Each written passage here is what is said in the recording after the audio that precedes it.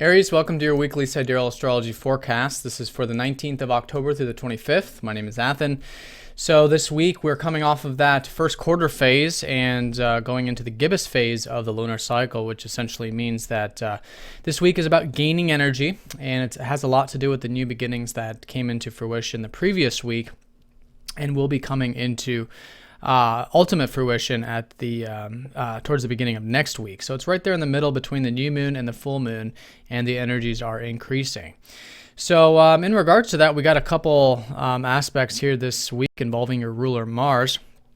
Right at the beginning on Monday, Mars is still going to be conjoining up to Jupiter. That's been an ongoing energy from the previous week, and this has all been taking place in your fifth house of self-expression.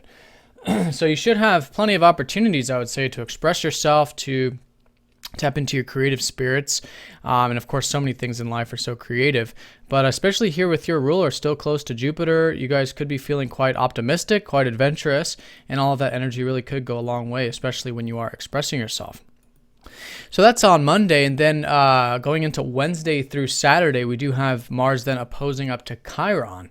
So here, there's certainly some healing taking place for you, Aries, this week. Healing that perhaps self-expression. Chiron's been transiting your 11th house, really helping you connect to your ideals, your groups, your visions, your community-related things, anything that you feel like is larger than self. And so that's all been healing.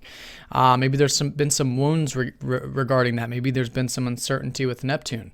But with this, by the end of this transit, by the end of the week, I think all of you will be feeling quite healed, quite rejuvenated. And I do recommend a lot of this self-expression when perhaps you are seeing that when you're expressing yourself from the heart, it's actually what the world needs or what others need in this 11th house, and vice versa. When you are, approaching and healing those wounds through action regarding anything involving that 11th house, it naturally does, it is in tune with your true self. So the key here is that they're both really the same thing, that there's this polarity, seemingly polarity of these two houses, but when they're merged together, then they're very healing, but you'll feel healed, you feel rejuvenated in the process. But in either way, by the end of it, Chiron does have that tendency to heal any old wounds relating to those kinds of things.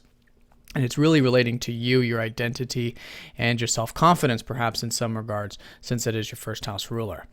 So those are the major aspects for you guys. But also we do have Mercury squaring up to Pluto and Venus trining up to Pluto on pretty much the same days, Friday and Saturday here. So a mixed bag with Pluto. Pluto's been very well aspected up to this Jupiter-Venus energy, and Mars as well, your ruler. So it's been a good time for change. And here, maybe there's some changes happening this later part of the week involving relationships, involving your finances perhaps, but in a very supportive sort of way. So if you've been thinking about restructuring, redoing anything on those two levels, it's a great later part of the week to do so. Now, in terms of Mercury, who naturally does rule your communications, do bring that extra attention to your communications, your correspondence, and anything you're working on an intellectual level this week, because that square up to Pluto just suggests that extra attention would be needed, and this might be in the daily sphere of things, which is a very busy part of your life right now at the moment, your sixth house, which is the daily activities, the work, the routine, all of that. Some of you might be quite busy at the moment, but taking it nice and slow. Maybe there's something that needs to be drawn a line at with work or in the daily activities with Pluto, and as long as it's coming from compassion in that healthy place, then that can be a very good way to make change there.